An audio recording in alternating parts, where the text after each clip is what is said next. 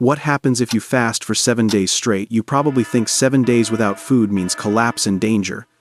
You imagine dizziness, blackouts, organs shutting down, maybe even permanent damage. But your biology has a different story, more complex and more surprising. Today you will walk through that story, hour by hour, system by system. Not to glorify extremes, but to understand what your body can do. First, picture the title on your screen as a real decision. You decide to fast for 7 days, with water and electrolytes only. Immediately your body starts adjusting, even before true hunger hits your mind. In the first hours, your blood sugar comes from your last meals. Your liver releases stored glycogen, its emergency sugar battery for short-term needs. Insulin levels begin to fall because no new carbohydrates are entering. Lower insulin quietly signals your body to stop storing and start releasing. Your digestive tract slows, since there is no food arriving to process. You might feel hungry already, but this is mostly habit and expectation. As you move toward the end of day 1, hunger waves intensify. You feel stomach growling, maybe lightheaded, easily irritated, strangely wired, and tired simultaneously. This early hunger feels dramatic because your brain dislikes changing fuel sources. Ghrelin, the hunger hormone, sends powerful signals demanding your usual frequent meals. At the same time, norepinephrine starts rising, increasing alertness and sharpening focus. This is your nervous system preparing you to stay awake and attentive. It wants you searching for food, not lying on the floor hopeless. If you keep drinking water and electrolytes, your body continues adapting efficiently. By the end of the first 24 hours, glycogen stores are shrinking. Your body begins leaning more heavily on fat as a backup fuel. Fat cells release fatty acids, which many tissues start burning for energy. Your liver also starts producing ketone bodies from these circulating fatty acids. Ketones enter the bloodstream and slowly begin reaching your hungry brain cells. This metabolic switch is uncomfortable, but it is not a sign of failure. It is your built-in survival program beginning to take over operations. On the second day, something unexpected often happens to your hunger. Instead of getting worse, it may begin to soften and come less frequently. Those loud hunger waves become quieter, more like background noise than emergencies. Your brain is sensing that a new fuel supply is now available. Ketones cross the blood-brain barrier and feed neurons directly and steadily. Many people describe a strange, calm mental clarity and a lighter emotional tone. This may be tied to changes in dopamine and serotonin signaling patterns.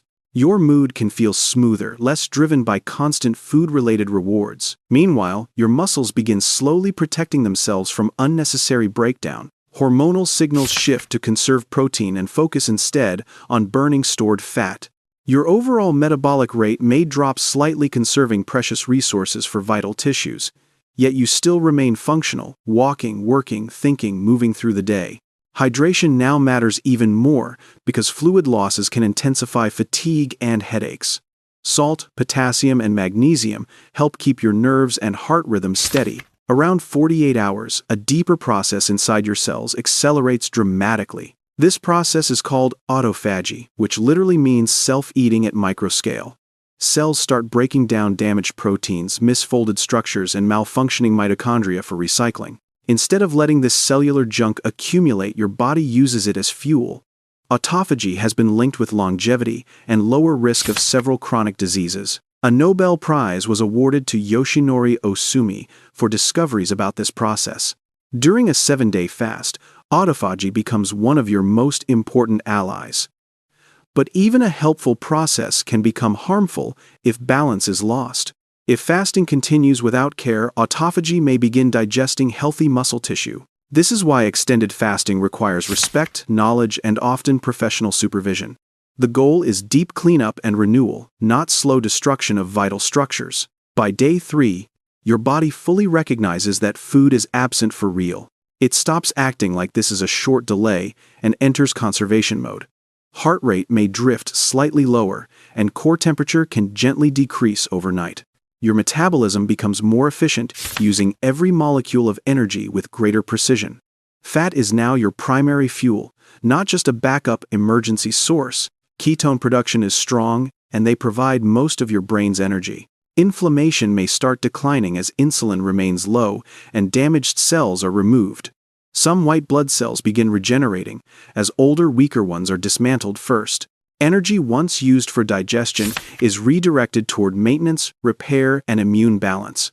On days 4 and 5, many people expect total exhaustion and overwhelming weakness.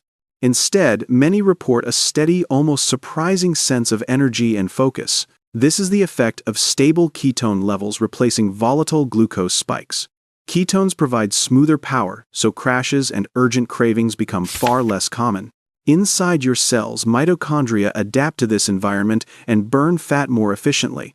Some people describe this stage as metabolic freedom energy coming from within constantly. You are no longer dependent on frequent meals to feel awake and capable. However, this freedom exists on a narrow biochemical tightrope built from minerals. Sodium, potassium, and magnesium are now critical for keeping your system balanced and safe. If they fall too low, you may feel dizzy, weak, or develop palpitations. This is why water alone is not enough during any long fasting experiment. While your body refines its fuel, use your brain undergoes powerful changes too. Fasting has been shown to increase brain-derived neurotrophic factor, often shortened to BDNF. BDNF supports neuron survival, learning memory, and the growth of new brain connections. In this state, many people experience mental flow, clearer thinking, and fewer distractions. Your digestive system is quiet, your blood sugar stable, your mind hears more clearly. You notice subtle emotions, old thoughts, and patterns that constant snacking once drowned out. Some traditions have used fasting for reflection and spiritual focus for this very reason. You are not escaping reality. You are facing it with less internal noise. At the same time, this period still tests your discipline and emotional resilience. Cravings can suddenly appear when you smell food or watch someone else eating. You may question your decision, feel frustrated, or suddenly obsessed with specific favorite dishes. Learning to observe those reactions without immediately obeying them becomes part of the training. As day 6 approaches, your body has spent many days in this altered state. Fat burning is highly efficient, and ketones dominate your brain's energy supply.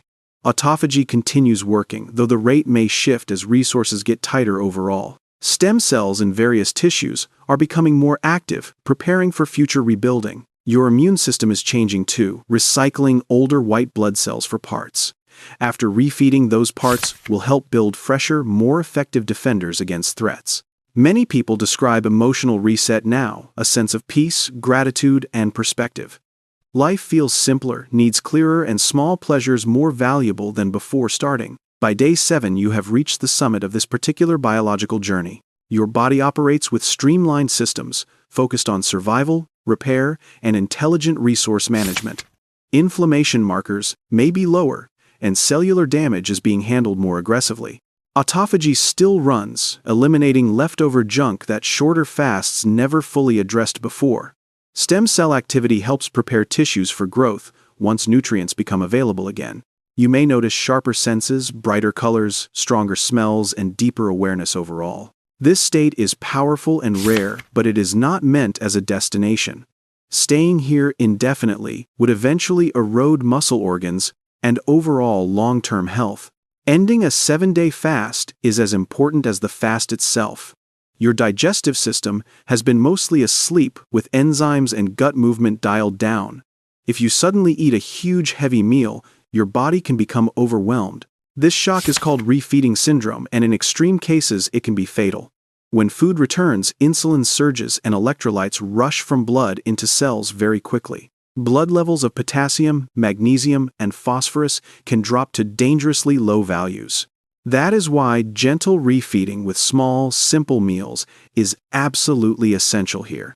Soft foods, slow chewing, and patience allow your gut to wake up safely. As you reintroduce food, your gut microbiome also begins to change again. Bacteria that slept through the fast start receiving fiber starches and new substrates. The way you eat during this phase can influence metabolism for weeks afterward. It can affect inflammation, insulin sensitivity, mood stability, and digestive comfort going forward. Modern research is beginning to map these changes with real data, not just stories. Studies from major universities have shown extended fasting can reduce oxidative stress significantly. It may activate longevity-related genes and pathways similar to calorie restriction in animals. Fasting has been associated with improved insulin sensitivity and better metabolic flexibility in humans.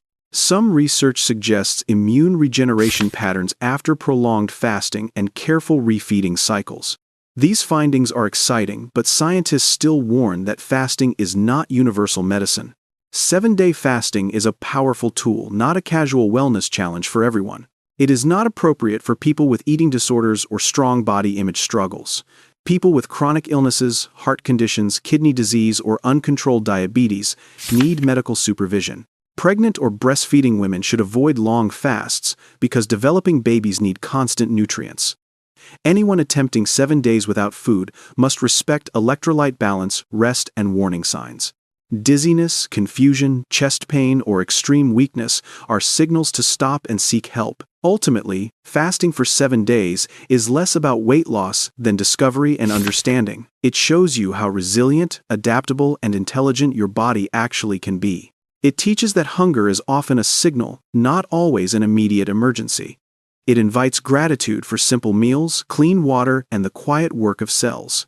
When practiced carefully with knowledge and support, fasting can help reset habits and perspective. But the real transformation happens after, in how you choose to live and eat. If this journey into 7-day fasting expanded your understanding, you can stay connected. Subscribe, like my channel, and share so people learn what their bodies are capable of. Remember, knowledge and respect matter more than any dramatic fasting experiment itself. Use information like this to talk openly with your healthcare provider first. Then decide whether shorter fasts, gentle changes, or simple meal timing adjustments fit you. Your body carries you every day. Treating it wisely is the real achievement. Thank you for listening with curiosity and care about what your biology can do.